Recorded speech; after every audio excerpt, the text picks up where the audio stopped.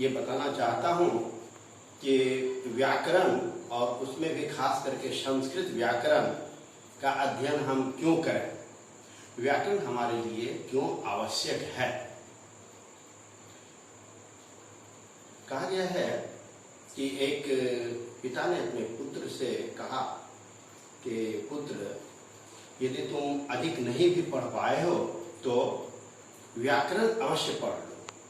यद्यपि बहुनाधीशे तथापि पठपुत्र व्याकरणम, स्वजनो मा भूतो शकलम शकलम मा भवु। कि पुत्र, तुम अधिक नहीं पढ़ पाए हो तो फिर भी तुम व्याकरण अवश्य पढ़ो, जिससे कि स्वजन, जहां पर कि आपको अपना जन्म लिखना है, उस जगह पर दंत स्व के जगह पर यदि आपने तालव्य स्व का प्रयोग कर देते हैं तो वहां पर उसका अर्थ कुत्ता होता है। उसी प्रकार से अगर शकल तालव्य स्व लिखते हैं तो टुकड़ा, और दंत स्व लिखते हैं तो उसका अर्थ होता है संपूर्ण, सभी। सकृत दंत स्व एक बार और तालव्य स्व का प्रयोग होता है तो उसका अर्थ होता है गंगा। शंकर तालव्य स्व का प्रयोग होता है तो शंकर शिव के रूप में आते हैं। वहीं पर यदि दंत स्व का प्रयोग हम शंकर के रूप दंत स्व का प्रयोग करते हैं तो उसका अर्थ हाइब्रिड के रूप में आता है। इस प्रकार से बहुत से उदाहरण हमें मिलते हैं। दिन, दीन, वाहन, बहान।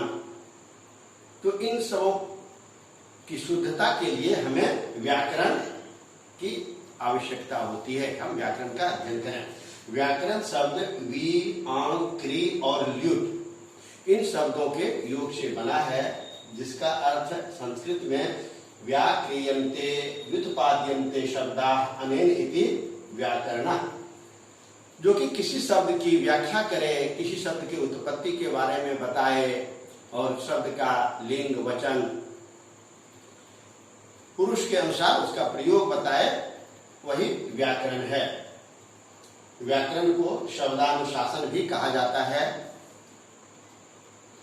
अष्टाध्यायी में जब हम पढ़ना शुरू करते हैं तो वहां देखते हैं कि अथ लिंगानुशासनम, पतंजलि महाभाष्य की शुरुआत ही करते हैं अथ शब्दानुशासनम, इन प्रकार के शब्दों से।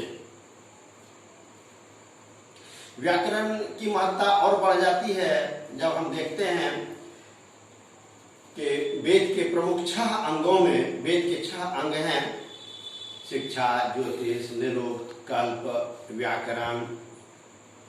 इन सभी अंगों में व्याकरण को वेद का मुख कहा गया है। शिक्षा घ्राणं तु वेदस्य मुखम व्याकरणम स्मृतम। व्याकरण को वेदांगों में मुख का स्थान दिया गया है, तो इनकी महत्ता और बढ़ जाती है। मुखम व्याकरणम स्मृतम।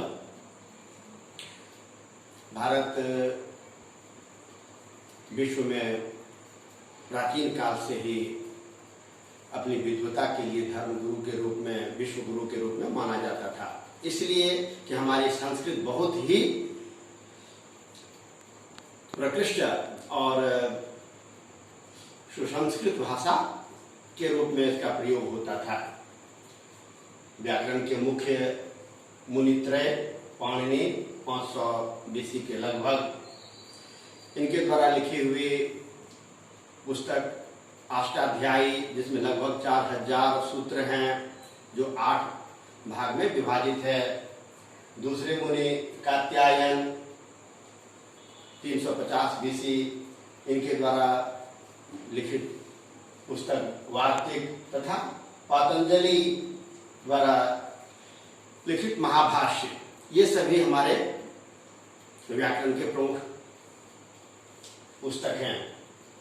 आधुनिक रूप में, आधुनिक युग में हम भट्टोजी दीक्षित रचित लघु सिद्धांत कौमुदी तथा वरदराज जी द्वारा रचित लघु सिद्धांत कौमुदी को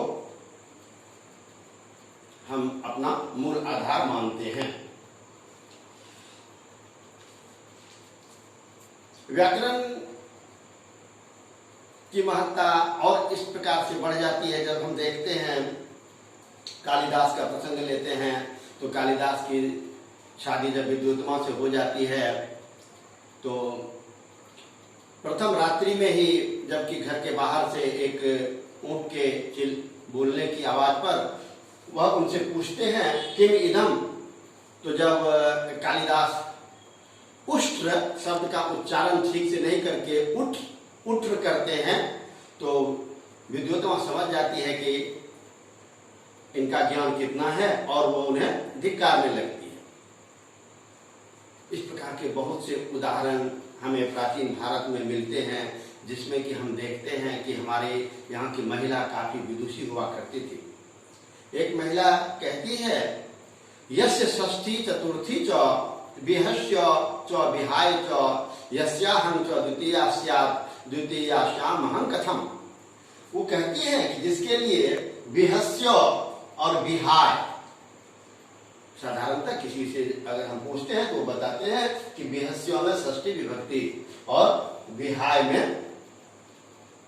चतुर्थी विभक्ति का प्रयोग हुआ है, जबकि ये दोनों शब्द अव्यय हैं। इस प्रकार इन सभी बातों से हमें ये पता चलता है कि हमें अपने भाषा पर अच्छी जानकारी के लिए व्याकरण पर ध्यान अवश्य देना चाहिए। तो आज हम सिर्फ इतना ही बताना चाह रहे थे कि व्याकरण हमें क्यों पढ़ना चाहिए। अगली कक्षा में हम उपस्थित होंगे आप लोगों के सामने वर्ण और उसके प्रकार, उसके उत्पत्ति, उसके उच्चारण स्थान को लेकर। धन्यवाद।